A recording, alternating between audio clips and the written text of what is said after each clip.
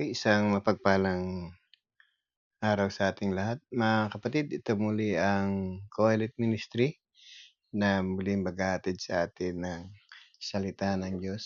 So, nasa episode 65 na po tayo. Kumusta po ang lahat ng ating tagapakinig at lalo higit ang tumatangkilik sa ministry na ito. So, uli ang layunin natin kung bakit natin ginagawa ang bagay nito para maihatid sa mga kapwa natin na manggagawa, ang mga kasama natin ang salita ng Panginoon doon sa mga walang pagkakataon na makarating sa mga Bible study. So, pwede niyo po itong pakinggan. So, nasa episode 65 po tayo. Meron po tayong series na pinag-uusapan. Nasa series po tayo ng impyerno o yung hell.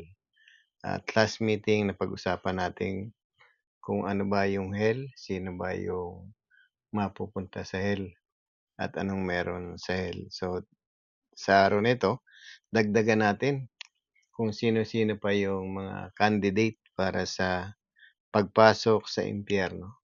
Actually, ayaw ng Panginoon na makarating tayo sa lugar na ito. Pero kung tayo po ay mapapabilang doon sa mga taong mapupunta rito dahil ito yung nakasulat, so tiyak na hindi tayo makakaiwas sa lugar nito. Pero ang goal po natin, kung bakit natin ibinabahagi ang salita ng Panginoon para hindi po tayo makarating sa lugar na ito na dako ng paghihirap. So, sino-sino pa yung makakapasok sa impyerno? So, last meeting pinag-usapan natin yung mga hindi kumilala sa Diyos at hindi sumunod sa ebanghelyo ng ating Panginoon. Marami pong hindi kumikilala sa Panginoon at ang reason kung bakit hindi nila nakikilala ang Panginoon, una sa lahat, talagang hindi nila hinahanap o hindi nila interesado na kilanlin ang Diyos. Kaya nga sa buhay ng mga tao minsan akala nila ay ito lang yung buhay natin dito sa lupa. Pero meron tayong buhay sa kabila ng buhay na ito. At ito ay yung pagharap natin sa Panginoon at sa pagharap natin sa Panginoon, merong itataboy sa kapahamakan at merong isasama sa buhay na walang hanggan at napag-alaman natin last meeting ayon sa banal na kasulatan, ang number one mga kandidato ron yung mga nagiging kampo ni Satanas. Si Satanas ang number one na makakapasok doon. Pero pag meron siyang naging kampon, ay makakasama din yung kanyang mga kampon. Ibig sabihin yung magiging alagad ni Satanas o yung mga sumusunod kay Satanas ay mapapabilang. Kaya nga yung hindi nakakilala sa ating Diyos, malamang yan ay naimpluwensyahan ni Satan. Kaya nga sa atin, bukod doon sa impluwensya na yon, pilit natin, tuluyan tayong hindi nakalalapit sa ating Diyos. Kaya nga hindi natin siya kilala at ang daming pwedeng malaman kung sino ang Diyos. Subalit, ang mga tao ay talagang nire-refuse nilang makilala ang ating Diyos. So, kung meron mang pangalawang dahilan kung bakit hindi natin siya makikilala, aside from ayaw natin, puwedeng hindi natin narinig ang banal na kasulatan at walang nagturo sa atin ng mga bagay na ito. Kaya nga doon sa mga taong nagkakaroon ng intention, ng interes na 'wag mapunta sa lugar na ito, so ito po yung bahagi natin, ibinabahagi natin ang salita ng Panginoon o ang salita ng Diyos para maging batayan natin sa buhay natin upang tayo ay hindi makarating sa lugar ng pagdurusa. So, bukod doon sa hindi kumilala, ang sabi yung hindi nakasunod sa ebanghelyo ng ating Panginoon Kristo. So, alam naman natin merong good news na tinatawag. Ito yung proseso ng Diyos kung paano natin ma-receive yung kaligtasan upang hindi tayo makarating sa kapahamakang walang hanggan. Alam natin na ang kaligtasan ay ang gumawa ay ang Panginoon. So ito po ay libre at wala tayong pinagtatrabahuhan pagdating doon sa pagkakaroon ng kaligtasan kasi ang gumawa ng pagliligtas walang iba kundi ang ating Panginoon. So nagawa ng Panginoon ang pagliligtas Ngunit ang mga tao ay kinakailangang tumugon doon sa ginawang pagliligtas ng Panginoon at maliligtas tayo ayon sa biyaya o habag ng Diyos. Ito yung tinatawag na grace. Ang grace na ito ay isang regalo o ah, isang premyo ng mga tao na mananalig, magsisisi, magpapahayag, nakikinig ng salita ng Diyos at higit sa lahat nagpapabautismo at nananatiling hanggang wakas. So ito po yung reward ng Panginoon sa mga taong, sumusunod sa ebanghelyo ng ating Panginoong Jesucristo. Kaya nga doon sa hindi makare-receive ng salvation o bagamat yari na, tiyak na mapapahamak po ito sa kaparusahang walang hanggan. Kaya nga dapat alam natin yung mga proseso ng Diyos. Alam natin yung mga dapat nating gawin. Kaya nga kung ang Diyos ay gumawa ng paghahakbang, so tayo ring mga gustong maligtas, meron din tayong dapat hakbang na dapat gawin. Ito po yung pagtugon natin doon sa biyaya ng Panginoon. Ito nga po yung pagsunod sa ebanghelyo ng ating Panginoon. So tingnan pa natin, bukod doon sa mga hindi kumilala at hindi sumunod sa ebanghelyo ng Diyos, ng ating Panginoon, sino-sino pa ba yung maparurusahan? So tingnan natin sa aklat ng Mateo chapter 13 verse 41, pero basahin po natin verse 40 hanggang 43. So basahin po natin. Ang sabi rito sa verse 40, kung paano itinatapon ang mga damo at sinusunog, gayon din ang mangyayari sa katapusan ng daigdig. Susuguin ng anak, susuguin ang ng anak ang susuguin ng anak ng tao ang kanyang mga anghel at iipunin mula sa kanyang pinaghaharian ang mga lahat na nagiging sanhi ng pagkakasala at sa lahat ng gumagawa ng masama. At ihahagi sa nagniningas na pugon, doon magnanangis at magngangalit ang kanilang ngipin, at magliliwanag na parang araw ang mga matuwid sa kaharian ng kanilang Ama. Ang may pandinig ay makinig. So, kung titingnan natin, ito'y inihalin tulad sa ang paghuhukom ng Panginoon ay kahalintulad ng um, paghahagis ng dayami o ng mga damo sa apoy para sunugin. So, kung titingnan natin, ang ang sinabi ng Panginoon, ang sinabi ng banal na kasulatan dito, ang sabi ng Panginoon, ganito ang mangyayari sa pagdating niya o sa anak ng tao. Susugo ng Panginoon ng mga anghel para tipunin yung mga nagiging sanhi ng pagkakasala. Kung mapapansin natin dito, yung hindi lang pala yung nagkakasala ang mapupunta sa impyerno, kundi yung nagiging sanhi. Kasi ang sinasabi dito, kung papaanong iniipon ang mga damo at sinusunog, gayon din ang mangyayari sa katapusan ng daigdig. Ito po yung Judgment Day. At tiyak na alam naman nating lahat na merong Judgment Day. Kung titingnan natin ay gano'n kadali ihagis yung mga tao, ng mga taong nagkasala at saka nagiging sanhi ng pagkakasala. Pero kung titingnan natin dito sa verse na binasa natin, ang mga nagiging sanhi ng pagkakasala ay ang mga pinaghaharian na ito ng ating Panginoon. Kaya nga sabi rito sa verse 41, susuguin ng anak ng tao ang kanyang mga anghel at titipunin nila mula sa kanyang pinaghaharian ang lahat na nagiging sanhi ng pagkakasala. So ito yung mga taong pinaghaharian ng Diyos. Yung nagiging katisuran ng kanyang mga kapatid.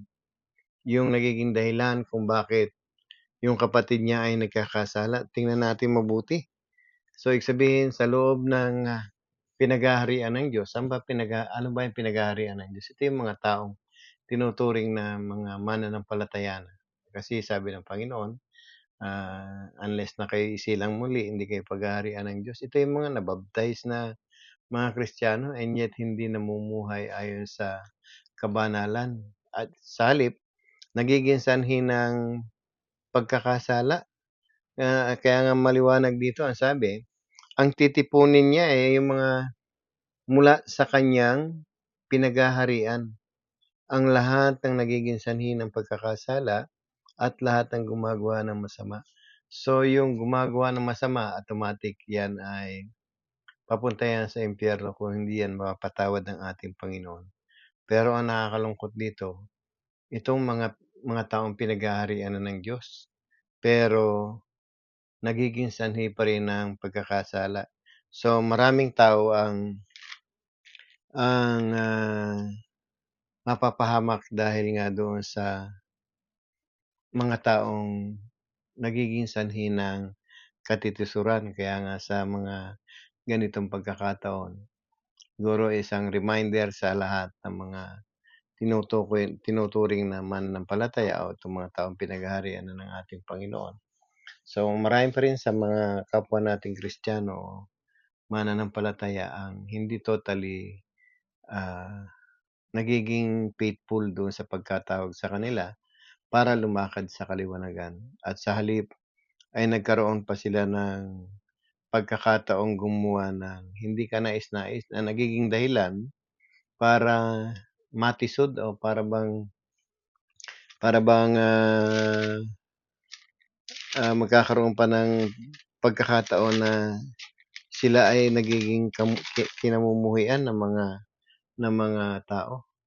So, para bang yung attitude natin bilang isang Kristiyano ay isa rin nagiging dahilan para maging sanhi tayo ng pagkakasala ng ating mga kapatid. O puwede rin tayo nagiging sanhi ng pagkakasala ng kung sino man. Kaya nga tayo automatic na sinasabi rito ng Panginoon, tulad ni Satan. Si Satan kasi talagang siya yung subject para sa impyerno. Kasi siya yung pinagmumulan ng kasalanan. Pero sa pamamagitan din ng banal na kasulatan, posible rin manggaling sa pinaghaharian ng Diyos. Mga taong pinaghaharian ng Diyos, yung mga nagiging sanhi ng pagkakasala. Kaya nga mahalaga yung paglakad natin sa kabanalan, pagsuko natin sa Panginoon para gumawa muli tayo ng mabuti at umiwas sa masamang bagay. Mahirap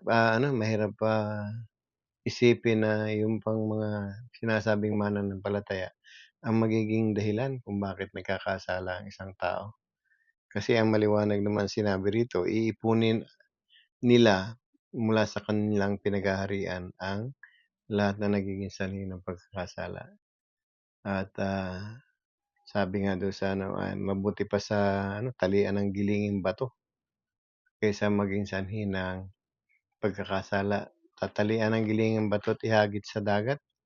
So, yun yung mga sitwasyon na hindi tayo aware. Akala natin kasi 'pag Kristiyano tayo, para bang feeling natin na lahat tayo tama o lahat ng mga nakapaligid sa atin ay mali. So, minsan tingnan din natin yung sarili natin. Baka naman sila ay nagkakasala na dahil sa atin. So, mahirap ang buhay ng Kristiyano. Tayo ang example ng Panginoon dito sa sanlibutan. Tayo yung nagbibigay ng pag-asa rin sa mga taong mapapahamak dito sa sanlibutan. Pero kung tayo mismo na sinabi na nga ng pinag-aarian ng Diyos ay pinagmumulan pa ng pagkakasala ng iba, siguro tingnan din natin yung sarili natin. Baka naman yung ugali natin, yung ating paano tayo makipag-usap, paano tayo makipagtrabaho, paano tayo kumilos, ano yung mga iniisip natin. Siguro minsan, suriin din natin at mahirap na ikaw yung magiging sanhi ng pagkakasala ng iba. Para bang hindi tayo puwedeng manghula na yung kapatid ba natin 'to nagkakasala dahil sa'kin, hindi po tayo puwedeng manghula, eh. Pero once na may nagagalit na sa'yo, yun yung po yung indikasyon na, nakakatisod na tayo. Yung inaayawan ka na ng tao, yun po yung mga dahilan na meron tayong, kinatitisuran. Instead na magpuri sa Panginoon, yung mga taong nakapaligid sa'yo, pero dahil sa ating mga ginagawa, ang mga tao ay nalayas. lumalayo at hindi na nagpupuri sa Panginoon. So, mabibilang natin 'yan sa daliri natin pero dapat sana wala nang mabilang na mga tao na namumuhi o nagagalit sa atin na nagiging dahilan sa pagtalikod nila sa kanilang pananampalataya. So, tingnan natin din yung mga attitude natin at ang sabi ang magiging kalalagayan nila, ang sabi, "At ihahagis sa maningas na pugon at doon mananangis sila at magngangalit ang kanilang ngipin." So, yung mga nagiging sanhi ng pagkakasala at gumagawa ng kasalanan, ang sabi sila ihahagis sa pugon. Kung titingnan natin yung parable, yung talinhaga tungkol sa damo at triguhan, ang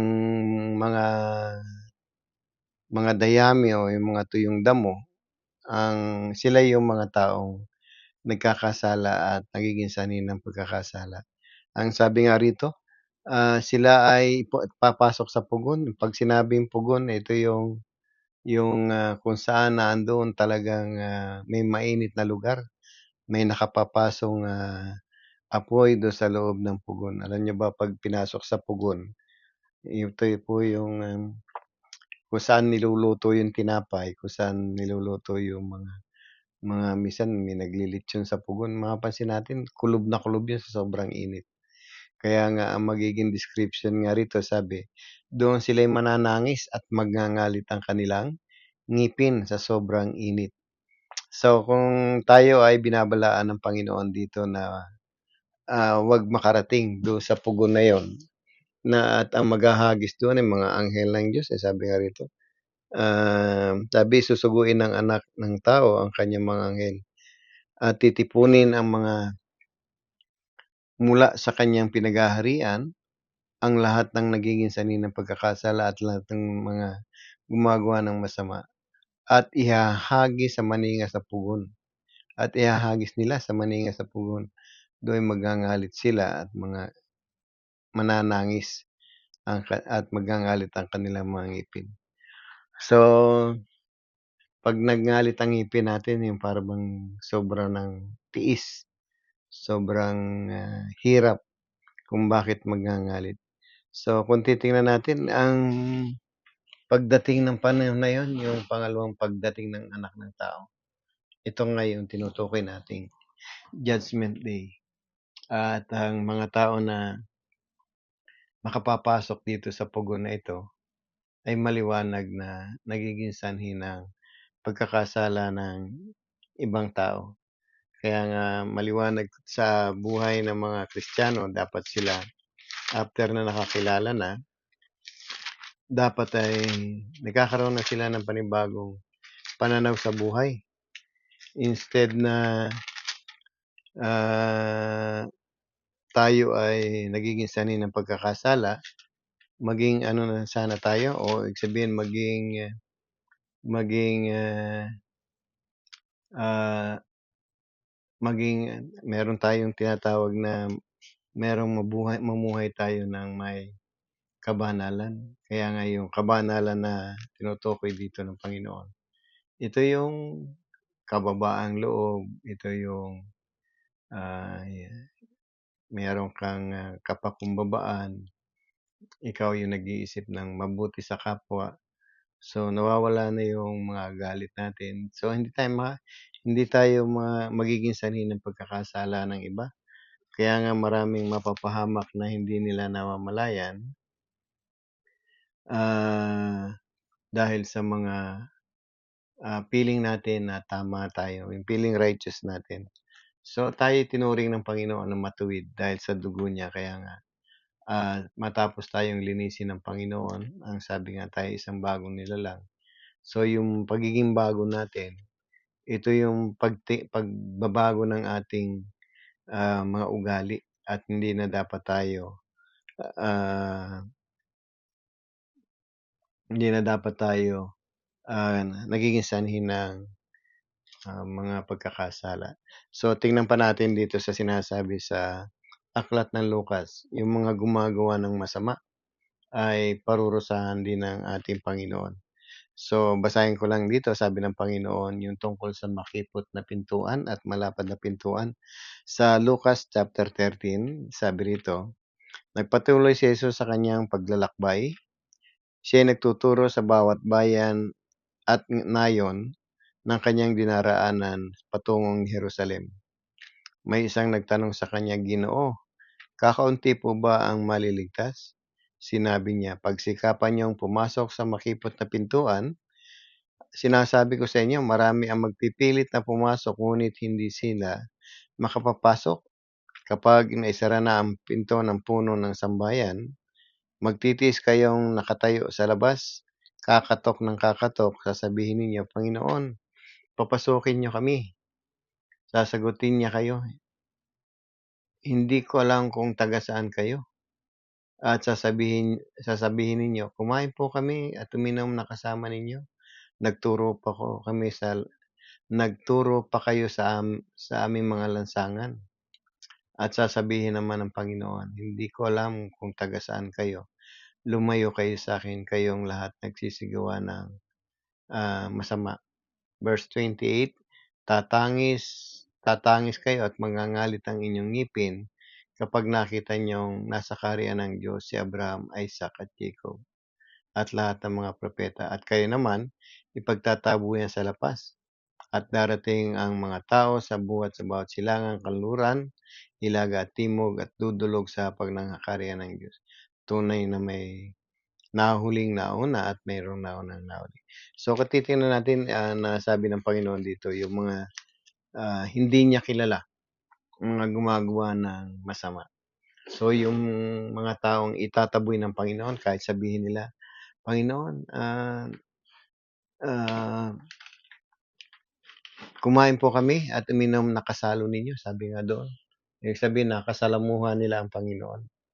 At higit sa lahat ay naturuan sila ng Panginoon. Pero kung titingnan natin, still hindi pa rin sila kilala ng Panginoon. Ang kilala ng Panginoon ay yung mga kanyang mga tupa. Kaya nga pag sinabing tupa, ito yung sumusunod sa kanya. Ito yung nakakakilala sa kanya, dumirinig sa kanya. Kaya nga sa atin, yung mga tupa na yan, ito yung lumalakad sa pumapasok sa makipot na pintuan. So, binigyan tayo ng Panginoon ng isang clue na dapat nating pasukan. Sa ibang aklat, sa Matthew, ang sabi nga doon ay yung makipot at malapad na daan. Dito, makipot na pintuan. So, kung titingnan natin, isang talinhaga ito ng Panginoon para ipakilala yung pinto ang dapat pasukan natin o yung daan na dapat nating lakaran. Ito yung makitid at ang sabi ng Panginoon, konti lamang yung makapapasok doon. Kasi ang nagtanong, marami po bang maliligtas? Ang sagot ng Panginoon, pagsikapan niyong pumasok sa makipot na pintuan, sinasabi ko sa inyo, maraming magpipilit na pumasok ngunit hindi sila makapapasok. So isa rin to pa isang babala rin sa ating lahat na pilitin natin dapat pala na makapasok sa pintuan na yon. Makakapasok ka lamang doon ayon sa mga proseso ng ating Panginoon. Kung tayo ay naging Kristiyano ngayon, tiyak na tayo lumalakad na sa makitid na daan at sa paglakad natin sa makitid na daan, nababago yung ating buhay at sa pagbabago ng buhay natin, una sa lahat, hindi tayo nagiging sanhi ng pagkakasala ng iba at hindi nakikita sa atin yung mga gawa ng masama. Kaya nga ang pagkakakilanlan dito sa atin, tayo yung mga alagad ng Panginoon. Kaya nga pag alagad tayo ng Panginoon, hindi tayo itataboy ng ating Panginoon. Tandaan natin kahit sabihin natin nakasalo natin ang Panginoon at nakiinom siya kasama natin at naturuan niya tayo. Pag ang Panginoon nagsabing lumayo kayo sa akin, hindi ko kayo kilala, wala na po tayong magagawa. At kapag hindi tayo nakilala ng Panginoon, ibig sabihin, hindi tayo Kanya. Kasi sabi ng Panginoon din sa aklat ng Juan, sa John chapter 10, nakikilala ko yung akin, sumusunod sila sa aking tinig. sabi nga rito, sabi ng Panginoon sa John 10:9, "Ako ang pintuan, ang sinumang pumapasok sa pamamagitan ko sa pamamagitan ko'y maliligtas. Papasok siya at lalabas sa" ano 'yun? "Papasok siya at lalabas at makakatagpo ng pastulan. Kaya lamang nagpunta rito ang magnanakaw upang magnakaw, pumatay at magwasak. Pero naparito ako upang ang tupay magkaroon ng buhay, isang buhay na kasiyasiya." So kung titingnan natin, ang tinutukoy na pintuan ng Panginoon dito na sinabi niya sa aklat ng Lucas, siya pala 'yun, siya pala yung pintuan. Kaya nga kung ang Panginoon ang pintuan, ang sabi rito, dapat pumasok tayo sa kanya o para bang, ah, sumunod tayo sa kanya para makapasok doon? At, ang pintuang daraanan natin ay yung nilalakaran natin ngayon. So, napakaganda nung binibigay ng clue ng Panginoon sa atin. 'Pag ikaw ay nagiging sanhi ng pagkakasala, puwedeng kabilang ka doon sa pinaghaharian ng Diyos. Pero once na yung pinaghaharian ng Diyos ay hindi sumunod doon sa naghahari sa Kanya, hindi siya mababago ang ugali. At yung ugali na yon ang siyang magiging dahilan para magiging sanhi ng katitisuran. At ang katitisuran nito, ang siyang magiging dahilan kung ang katitisuran na yon ang magiging dahilan kung bakit ang sabi, itatapon tayo sa pugon. Kaya nga do'n sa mga taong hindi pumasok sa pintuan, sa makitid na pintuan, ay hindi nila nakikilala, hindi siya nakikilala ng ating Panginoon.